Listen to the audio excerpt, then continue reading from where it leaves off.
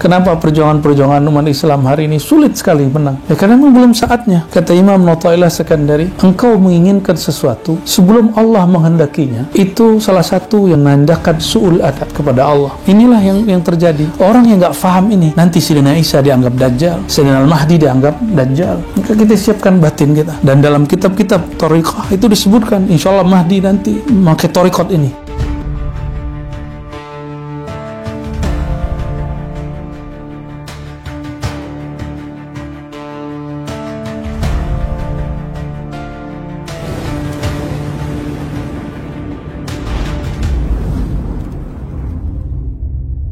Asar kemarin kita membahas tentang Sayyidina Qasim bin Muhammad al-Baqir, yang disebut juga Sayyidina Qasim, Sayyidina Ja'far, Sayyidina Qasim dan Ja'far, Sayyidina Qasim bin Muhammad bin Abi Bakar dan Sayyidina Ja'far bin Muhammad al-Baqir bin Ali Zainal Abidin bin Ali. Kita lanjut kepada petuah beliau. Kemarin baru masuk 2 wasiat beliau. Jadi kemakrifatan seseorang itu dilihat daripada kalam-kalam makrifat yang muncul darinya. Karena cangkir yang berisikan kopi pasti mengeluarkan air yang hitam. Cangkir yang berisi susu pasti mengeluarkan air yang putih. Jika ada wadah kolbu seseorang isinya ma'rifatullah, pasti yang dia kalamkan ma'rifatullah. Jika hanya ma'rifatul dunia, mencari dunia, maka yang diobrolkan hanya dunia. Hanya diobrolkan dunia dan dunia. Ini setiap kali masuk lebaran, barang-barang naik, semuanya seakan-akan ini baru terjadi. Padahal ini terjadi setiap tahun. Kita lupa. Jadi biasa aja. Beliau melanjutkan Imam Ja'far Shadiq bin Muhammad al-Baqir. Bagi kita beliau imam ahli sunnah, meskipun bagi kelompok Rafidah mereka mengklaim juga itu imamnya. Ya mirip-mirip lah ya. Jadi ini imam yang diperebutkan beberapa aliran. Apa kata beliau? As-salatu qurbanu kulli taqi. Salat itu kurban. Kurban berarti bahasa Indonesia, tapi kurban dalam bahasa Indonesia artinya menyembelih. Namun asal makna dari kurban adalah mendekatkan diri kepada Allah dengan cara menyembelih. Tapi kata kurban fil mustalah al-arabi itu umum saja. Maka setiap amalan yang mendekatkan diri kepada Allah disebut kurban. Dan amalan yang paling dekat kepada Allah adalah salat. Wa qala as-salatu qurban. Kenapa paling dekat? Karena Allah paling suka dengan hamba yang fokus kepadanya. Apabila seorang hamba takbir Allahu Akbar, maka alam ini kecil bagi dia, yang besar hanya Allah. Nah itu Allah suka. Allah suka dengan hamba-hamba yang seperti itu. Lalu ketika kita baca Fatihah, tidak mungkin jarak jauh. Dialog utama pasti dalam keadaan dekat.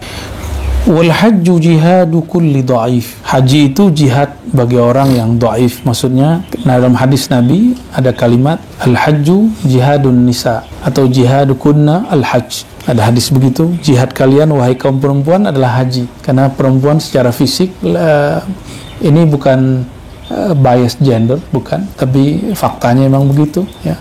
Lebih lemah sedikit dari laki-laki, walaupun dalam bab tertentu laki-laki tidak sanggup melahirkan, perempuan lebih kuat.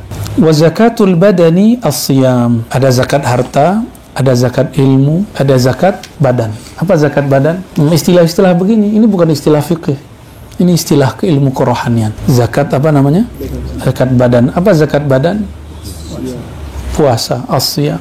Bagaimana dengan zakat fitrah? Zakat fitrah itu zakat makan sehari. Lain lagi. Ini bab hakikat. Zakah artinya pembersih. Zakatul badan, pembersih badanmu adalah puasa. Jadi kita walaupun hanya iktikaf 10 hari, insya Allah ini cukup modal untuk setahun membersihkan diri. Ya, maka nanti jika ada waktu dan istiqomahkan puasa 3 hari sebulan, atau Senin dan Kamis, atau yang paling afdal puasa Daud. Ya, tidak perlu ijazah kalau puasa itu, langsung saja puasa. Lalu warraji bila amalin karrami bila watrin. Orang yang berharap saya ingin itikaf tapi anak saya masih kecil, saya mau itikaf tapi saya belum punya duit. Saya mau itikaf, anak saya lagi sekolahan. Saya mau itikaf, anak saya pulang sekolah. Saya mau itikaf, istri saya kawin. Bukan, anak saya nikah maksudnya. Anak saya nikah. Nanti saya mau itikaf, tapi anak saya punya cucu. Aduh, panjang. Nggak ada ceritanya. Jangan diundur-undur lagi. Dan makanya saya apresiasi bagi yang sudah mantap dan jauh-jauh ya. Barakallahu fikum. Ya, semoga Allah istiqomahkan kita semua. Amin ya rabbal alamin. Ini sunnah yang sudah jarang diamalkan. Iktikaf dengan metode pakai khiba.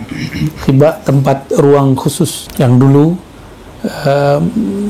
hatta sahabat Nabi, istri-istri Nabi SAW melakukannya. Dan hari ini saya melihat hanya beberapa ulama ya, terutama Thariqah Khalwatiyah dan Thariqah Naqsyabandiyah jalur Khalidiyah ya. Yang lain-lain ada tapi mereka personal. Ada yang mengatakan oh sudah tidak relevan, ya sudah nggak apa-apa. Toh masih ada yang mau beramal. Saya yakin sunnah Nabi masih dapat kita amalkan kapanpun, insya Allah. Orang-orang yang ingin beramal, ingin itikaf, ingin ini dan itu, tapi tidak ada memulai usahanya untuk itu, karami bila watrik. Sama seperti orang yang memanah tapi tidak punya busur, memanah tidak punya. Nah, maka tuan-tuan ini semua yang hadir, ini sudah disebut rami biwatrin, dengan busur. Sampai tidak sampai urusan Allah ya, nanti Allah yang membuat sampai. Maka kita panah kalbu kita dengan menyebut nama Allah sebelum nanti panah-panahan yang sebenarnya terjadi. Kenapa perjuangan-perjuangan umat Islam hari ini sulit sekali menang? Ya karena memang belum saatnya. Kata Imam Athaillah Sekandari, engkau menginginkan sesuatu sebelum Allah menghendakinya, itu salah satu yang menandakan su'ul adab kepada Allah. Inilah yang terjadi. Dulu pernah terjadi pada sebagian sahabat, lalu dididik oleh Rasulullah dan mereka berhasil. Kilo lagi sudah sampai, lalu Rasulullah SAW mengalah. Apa kata Sayyidina Umar? A'anta rasulun, a'anta nabiyun, ahakun dinuna. Masa Rasul ngalah? Masa Rasul mau kalah dengan kafir? Jadi dalam logika Sayyidina Umar, kalau Rasul, pengikut Rasul, pejuang Islam, mesti langsung menang. Tapi dalam logika kenabian nggak begitu. Dalam logika kenabian, ikuti gerak rohani, karena rohani ini berkaitan langsung dengan hembusan Allah Subhanahu wa Ta'ala. Ikutin nusrahnya, bantuan dari Allah. Menginginkan bantuan sebelum terjadi, itu namanya mengeluh. Inilah yang membuat orang nanti berputus asa kepada Allah. Sahabat hanya berkalam begini, itu boleh. Apa kata para sahabat? Kapankah pertolongan dari Allah? Adakah dalam Al-Quran? Mata nasrullah. Kapankah nasru, pertolongan dari Allah turun? Sahabat hanya bertanya. Semenjak Sayyidina Umar dididik, maka dia hanya bertanya mata nasrullah. Ternyata menunggu sejenak, tidak sampai setahun, padahal perjanjiannya 10 tahun tidak boleh masuk Mekah. Karena sabar setahun, ternyata yang tidak sabar lagi adalah orang-orang kafir Quraisy. Kafir Quraisy tidak lebih sabar dari orang Islam. Akhirnya perjanjian Hudaybiyah dibatalkan. Rasulullah dan para sahabat termasuk Sayyidina Umar pun umrah. Sabar memperjuangkan Islam, memperjuangkan dakwah, termasuk memperjuangkan negeri Palestina, Al-Quds. Sabar, orang kan nggak sabar. Akhirnya semangat kita melempem, lalu kita menyalahkan orang lain, mencari kambing hitam. Bukan itu masalahnya. Masalahnya nasrun minallah itu. Dan semua hadis kalau antum coba lihat, Al-Quds itu kita sedang mempersiapkan batin kita untuk ke sana. Hanya ditaklukkan Allah nanti melalui Imamul Mahdi, Sayyidina Isa. Maka batin kita harus siap dulu untuk menunggu mereka. Siapkan batin. Karena Sayyidina Al-Mahdi bawa ma'rifatullah, Sayyidina Isa ruhullah. Berarti mereka dimensinya dimensi rohani. Orang yang nggak paham ini, nanti Sayyidina Isa dianggap Dajjal, Sayyidina Al-Mahdi dianggap Dajjal. Maka kita siapkan batin kita. Dan dalam kitab-kitab Thariqah itu disebutkan, insya Allah Mahdi nanti memakai Thariqah ini. Dan saya sudah ketemu beberapa kitab Thariqah dan semuanya mengatakan, hampir semua, Imam Mahdi nanti memakai Thariqah kita. Di Naqsyabandi begitu, di Samaniyah begitu, di Ba'alawi begitu, di Tijani begitu, di Idrisiyah begitu.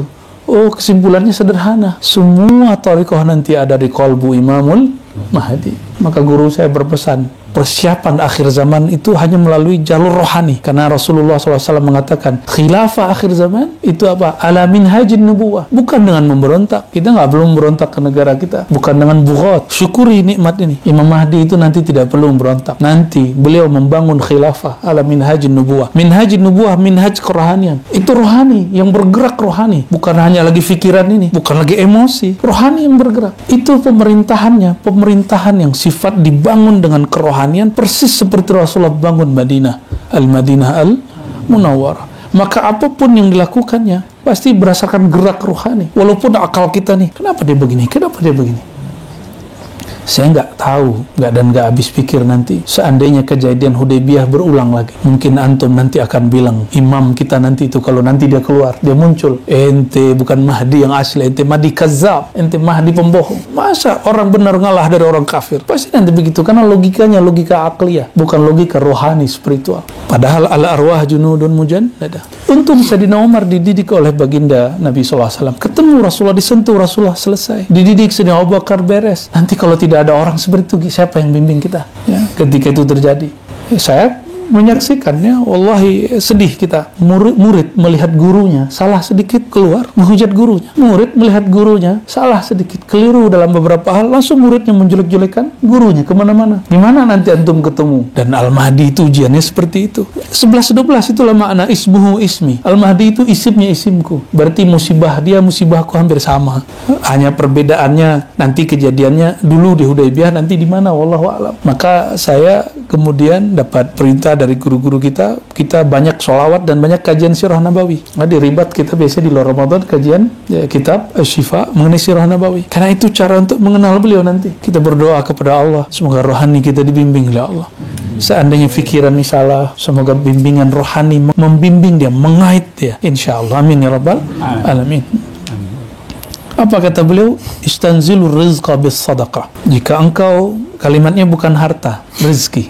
Beda rezeki dengan harta. Rezeki itu yang Allah lekatkan kepada kita. Kalau harta belum tentu. Apa kata beliau? Istanzilur rizqa bis sadaqah.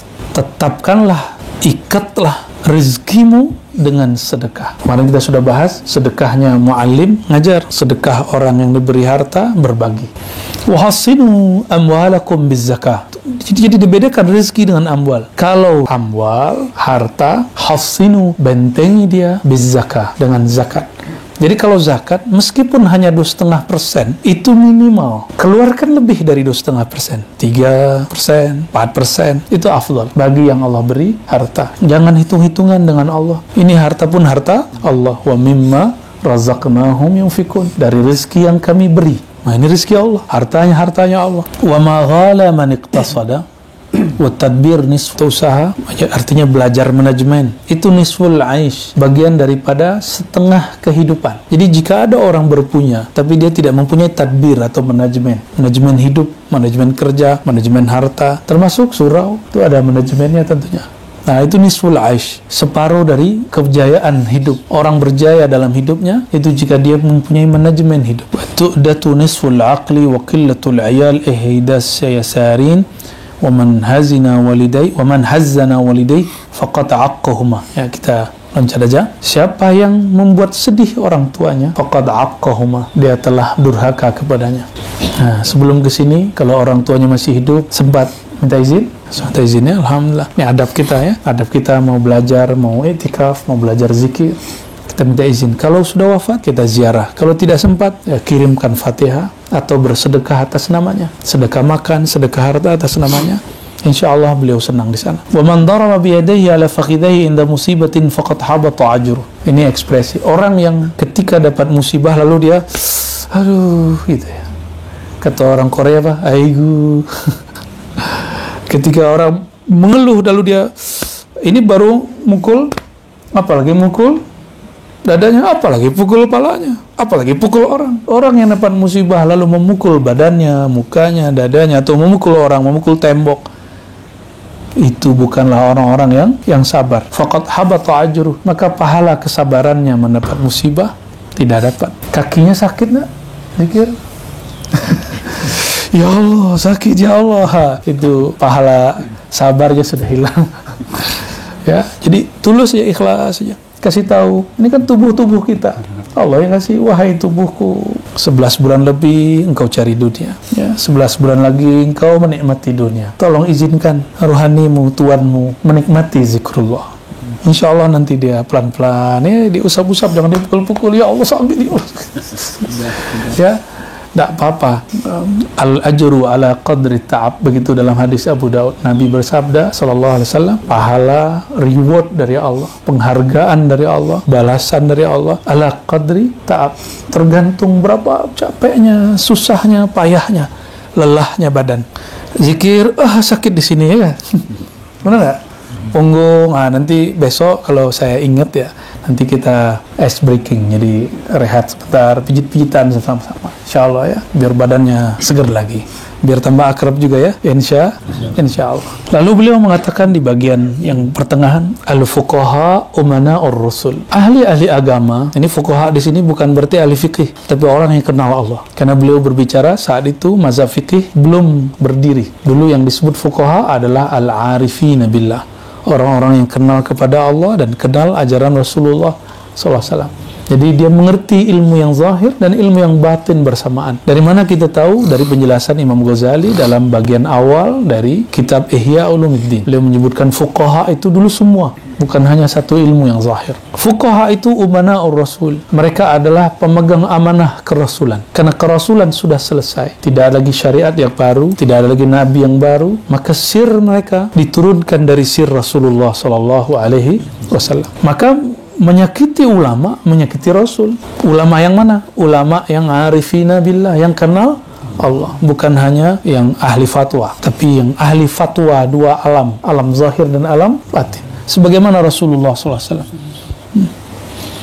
فَإِذَا رَأَيْتُمُ الْفُقَهَاءَ فَقَدْ رَكِنُوا إِلَى السَّلَاطِينَ فَانْهَوْهُمْ. Jika kamu melihat para ahli fikih telah mulai cenderung kepada salatin. Salatin ini di zaman pemerintahan masih monarki. Monarki berarti saat itu otoriter. Jika ada orang terjun ke politik, fanhauhum, maka laranglah mereka. Kenapa? Nanti akan mengganggu amanah Rasul yang ada dalam diri mereka. Gitu. Bagaimana di negeri demokrasi? Lain cerita. Di negeri demokrasi, bukan ini kalimatnya. Kan di zaman Imam Ja'far belum ada partai politik. Di Indonesia ada partai ya. Kalau sekarang bagaimana? Boleh juga diartikan. Wa idza ra'aitumul fuqaha qad raqinu ilal hizb as-siyasi. Jika kamu melihat para ahli agama sudah mulai sibuk berpolitik dalam partai-partai politik, karena para partai politik di negeri demokrasi adalah jalan satu-satunya untuk berkuasa, benar nggak? Hanya itu. Sedangkan pegawai-pegawai negeri, pegawai pemerintahan, mereka bekerja sebagai yang khidmat kepada orang yang bertarung di politik. Jadi boleh kita artikan, jika kamu melihat ada orang-orang ahli agama mulai cenderung ke politik, fanhauhum, larang mereka. Kenapa? Jika mereka tidak ahli di bidang politik. Tapi kalau mereka ahli di bidang politik, silakan. Di negeri kita, di Indonesia sekarang ada wakil presiden, Kiai Ma'ruf Amin, dia ahli agama, sampai hari ini umur 80, tidak pikun sama sekali. Ya, hafalannya masih bagus, baca ibarat-ibarat kitab fikih masih oke. Ya, beliau mengerti, tahu di mana jurang-jurangnya. Ya, kalau Buya Yunal masuk ke politik, saya khawatir. Saya larang aja lah ya. Tapi harus ada. Jadi masuk ke politik itu fardu kifayah. Fardu kifayah biasanya berdasarkan isyarat guru atau musyawarah orang-orang berilmu. Baru diutus. Jangan gerak-gerak sendiri. Wahai tuan syekh. Kalau bukan tuan syekh, siapa lagi? Wah, ini yang bisa merubah pola pikir para asatis ini. Qala wala zada afdal minat taqwa. Tidak ada lagi bekal yang lebih utama daripada takwa. Jadi datang ke sini, bekal terbaiknya bukan rekening, bukan duit, tapi takwa. Takwa itu kata Rasulullah SAW, hahuna, di dada ini, di dalam ini. Berarti hati yang lapang itu modal paling baik. Pikiran yang positif itu modal yang baik. Jadi mohon maklum nanti kalau teman-temannya mendengkur, ya, teman-temannya nanti usahakan tidur tidak selonjor, kakinya dilipat. Usahakan. Ini perkataan Imam Abu Yazid, Imam Sufyan Ats-Tsauri, imam itu semua mengatakan kami bertahun-tahun, 11 tahun, 10 tahun, 20 tahun, 30 tahun, 40 tahun tidak pernah tidur kaki selonjor. Ada satulah yang dilipat. Ya.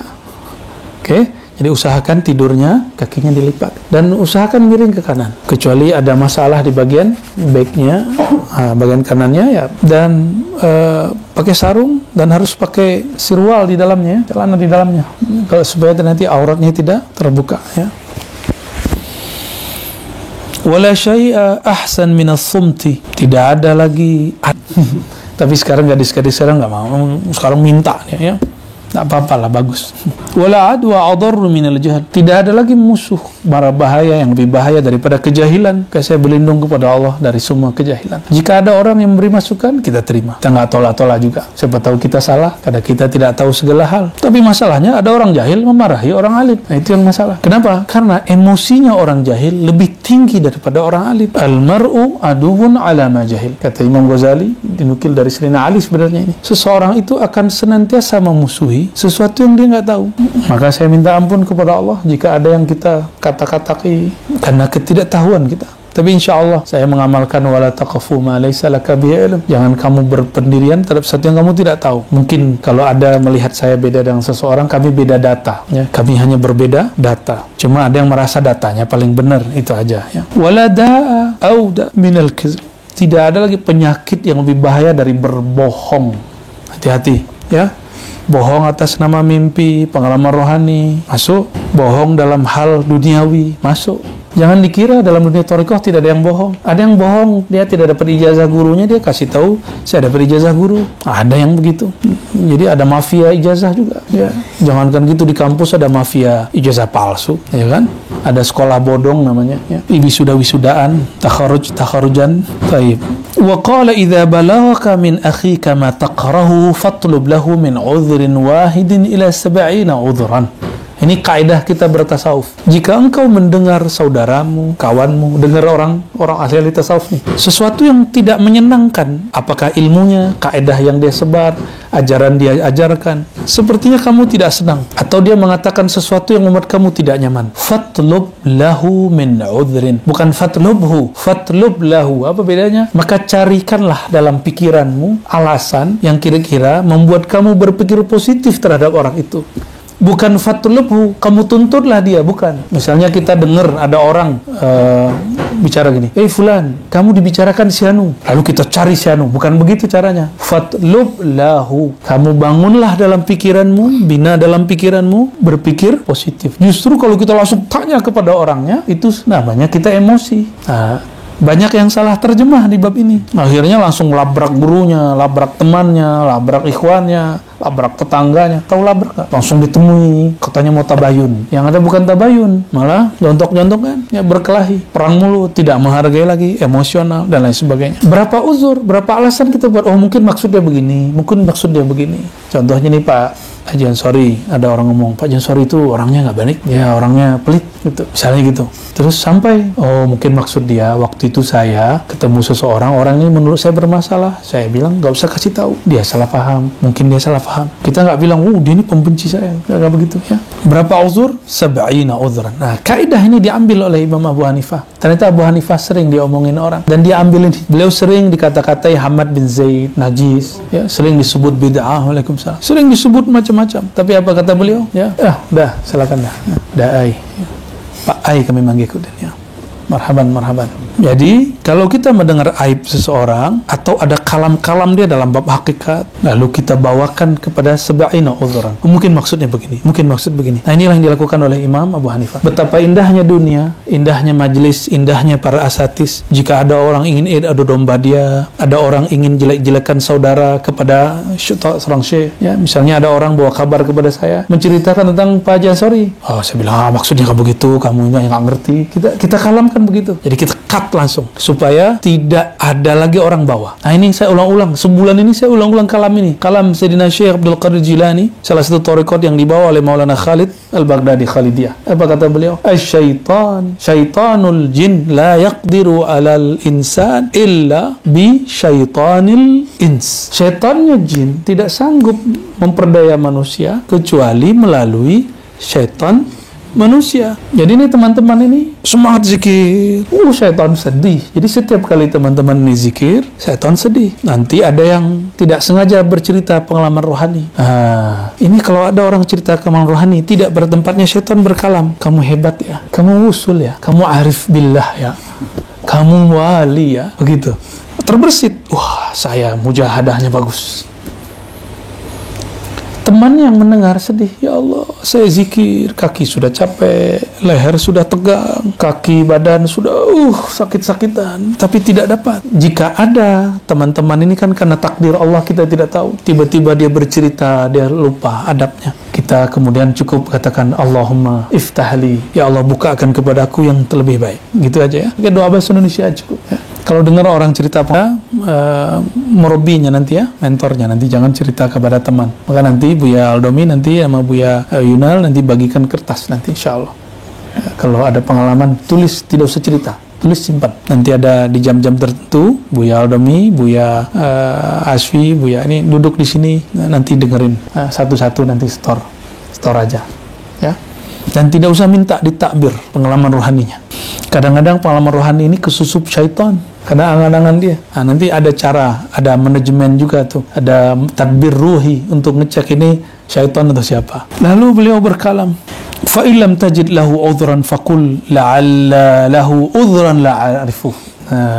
Kalau kita sudah cari-cari, mungkin maksudnya begini, maksudnya nggak dapat, cukup katakan barangkali dia punya alasan mengatakan itu dan aku tidak tahu. Jadi kalau ada orang-orang membicarakan kita, cukup katakan mungkin dia ada kepentingan yang dia mau bicarakan.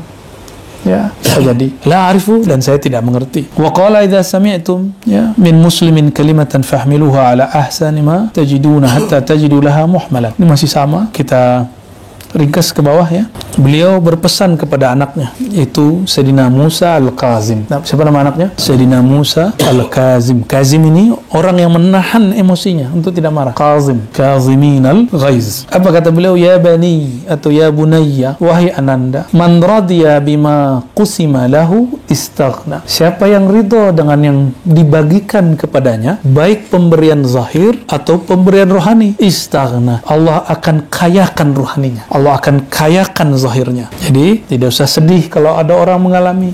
Teman-teman, rezeki zahir tidak pernah tertukar, apalagi rezeki batin. Maka pengalaman batin tidak akan pernah tertukar sama sekali. Siapa yang melakukan apa, mengamalkan apa, dapat apa, mengalami apa, melihat di alam rohaninya, tidak akan tertukar dengan temannya. Setiap orang akan mengalami pengalaman sendiri. Siapa yang ridho, istaghna. Allah kayakan dia. Kok saya tidak bisa melihat alam ini? Tidak apa-apa. Itu pembukaan alam itu disebut mukasyafah. Hanya diberikan bagi orang yang, mohon maaf, belum matang rohaninya. Seperti anak kecil diberi mainan. Mukasyafah itu mainan. Alam dibukakan mata batin, melihat alam sebelah kita. Itu disebut. Jadi kalau ada innamal hayatud dunya la'ibun wa lahibun, dunia itu hanya main-mainan secara zahir, maka alam malakut yang kita lihat dari pengalaman batin itu adalah lahwun wa la'ibun bagi para salikin. Kalau yang tadi dunia, mainan bagi abna'ud dunya, pencinta dunia. Kalau mukasyafah, mainan untuk siapa? Salikin, orang yang sedang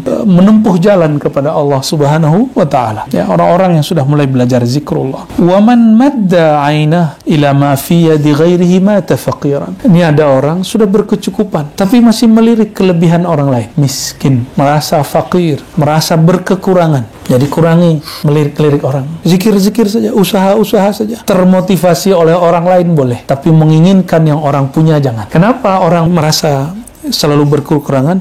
Dia menginginkan yang orang punya. Lama-lama sifat itu akan memunculkan satu penyakit dalam diri, namanya hiqdun wa hasadun, penyakit iri dengki. Jadi iri ini tidak hanya dalam bab dunia. Kawan dapat ijazah, kita tidak dapat ijazah, itu bisa juga tuh. Maka di sini kita hilangin istilah-istilah begitu. Nggak ada di majelis kita, skip itu urusan dalam itu. Wa man istasghara wa man lam yarda bima qasamallahu lahu ittahamallaha fi qada'i. Udah zikir tapi kok rasa beda dengan kawan. Udah usaha, tapi kok hasilnya lain dengan kawan. Lalu kemudian berpikir, kenapa saya begini? Kok dia begitu? Kenapa dia sukses, saya tidak sukses? Kenapa dia futuh, saya tidak futuh? Kenapa dia usul, aku tidak usul? Wa man lam yarda bima qasamallahu lahu.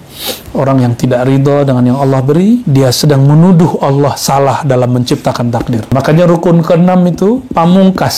Rukun ke-6 adalah syarat sempurnanya iman seseorang, baru dia merasakan ihsan. Baru dia akan merasakan dipandang oleh Allah penuh kasih sayang. Jadi kalau kita tidak pernah berbaik sangka kepada Allah, bagaimana antum akan merasa akan dipandang dan dipandangnya penuh kasih sayang? Jadi berbaik sangka kepada Allah. Satu nafas yang Allah beri, satu gerak yang Allah kasih, itu semua adalah hadiah darinya. Oh, saya diberikan ujian. Ujian itu hadiah. Serius, itu hadiah. Kalau anak kita atau kita sekolah lalu tidak masuk daftar nama ujian, kita protes kepada sekolah. Kawan kita nggak masuk namanya, padahal dia masuk aktif. Pas jam waktu jadwal ujian akhir, namanya tidak ada. Oh, susah sekali. Jadi kita dalam bab dunia kampus, dunia sekolah, kenapa menginginkan ujian? Malah kalau kami ujian disertasi, Bu Aldomi, kalau ujian disertasi itu diundang seperti pesta. Oh, jadi ujian itu menjadi hari raya. Oh, benerlah kata Imam Notailah, ujian itu adalah hari rayanya para muridi. Jadi kalau lagi diuji kakinya sakit, oh itu hari raya itu.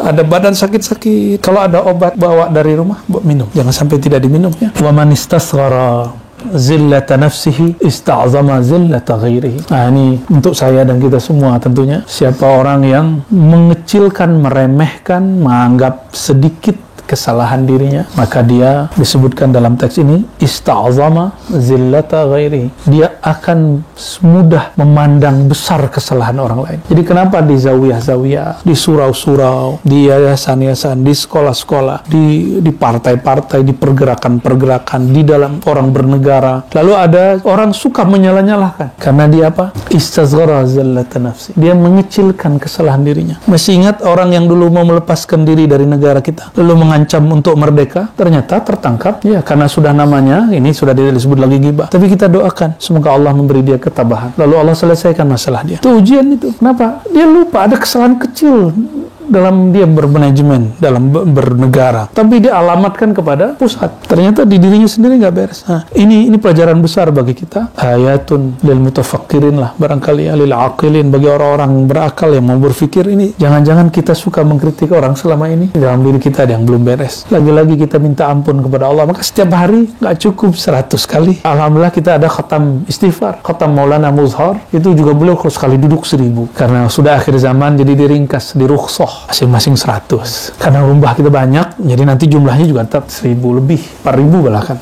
Jadi mulai detik ini, sore ini, kurang-kurangi memandang salah orang. Tidak usah jauh-jauh bernegara. Kesalahan teman di samping, dia naruh barang salah. Tidak usah, kenapa ini? Langsung bantu, pindahin barangnya, baik-baik. Ya, mulai khidmat. Karena thariqah yang paling berat itu bukan riyadhah. Thariqah paling berat itu khidmat kepada sesama. Khidmat kepada guru mudah, karena guru punya tuah, punya haibah. Tapi khidmat kepada sesama ikhwan, sesama salik, sesama orang itikaf, itu sulit. Siapa dia? Untuk apa saya untuk khidmat kepada dia? Hati-hati ya. Jadi nanti saling bantu-bantu ya, saling mengingatkan dengan teman-temannya. Bangun kekeluargaan. Jika di luar sana orang beragama untuk tengkar-tengkar, mungkin dulu saya juga pernah begitu. Sekarang kita bangun beragama itu untuk bersaudara. Namanya saudara pasti ada sedikit. Kita dengan saudara kita bertengkar, tapi baik lagi ya, dan tidak ada dendam. Ada dendam dengan saudara? Tidak. Walaupun saudara kita salahnya 1000 kali, kita nggak dendam. Pinjam tak balik-balik, nggak masalah. Ya, ya, begitu nggak?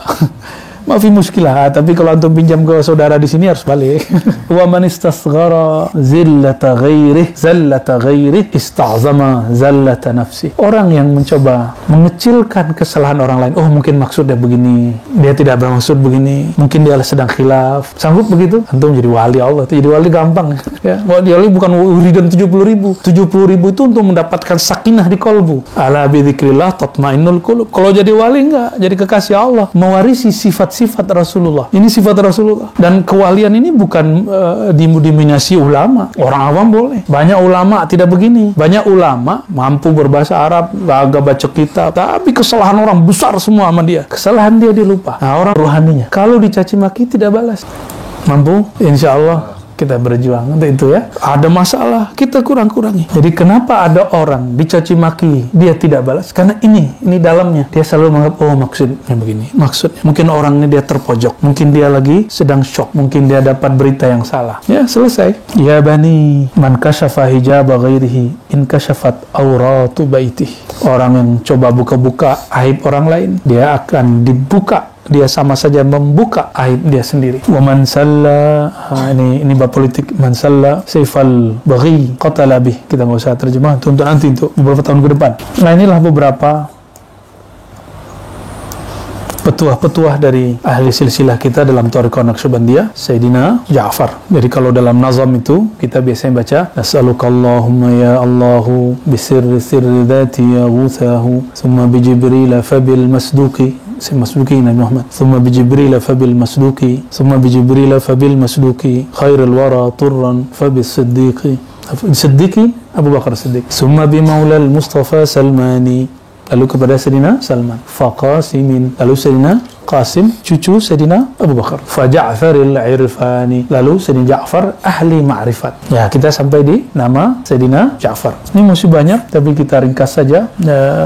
InsyaAllah besok kita membahas nama Sayyidina Abu Yazid Al-Bustami. Imam Ja'far Shadiq wafat di Madinah Al-Munawwarah di bulan Syawal, jadi bulan depan, di tahun 148 ya. Dan beliau dufina fi qubbati ahlil bait. Jadi sebenarnya di Baqi itu ada kubah khusus keluarga Rasulullah. Orang-orang bersanad tahu. Cek aja nanti di mana kuburan Sayyidah Fatimah, berarti dari situ. Sayyidina Hasan situ, Sayyidina Husain tidak. Sayyidina Husain tubuhnya di Karbala, kepalanya dibawa ke Mesir. Maka di Mesir ada satu makam. Semoga nanti kita dapat ziarah ke sana juga insya Allah. termasuk ke Karbalanya. Bukan sebagai kelompok Syiah, kita sebagai pencinta Ahlul Bait min ahli sunnati wal jamaah. Barangkali itu adab-adab yang dituahkan, yang dikalamkan Sayyidina Ja'far Shadiq, zuriat Nabi SAW, wali kutub, wali ghaus di zamannya, untuk pegangan kita di masa-masa ini, akhir zaman ini. Semoga Allah Ta'ala mengistiqomahkan kita semua.